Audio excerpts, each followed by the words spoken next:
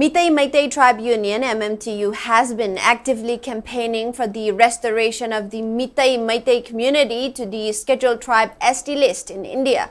In their efforts, the MMTU team has been meeting with various leaders, including political figures, religious leaders, and representatives from communities already listed under the ST category. According to MMTU's organization secretary Takhelambam Parijat, many of the leaders they have met expressed that Meitei inclusion in the ST list should be seen as a restoration rather than a new addition under Article 342 Clause 1 of the Indian Constitution.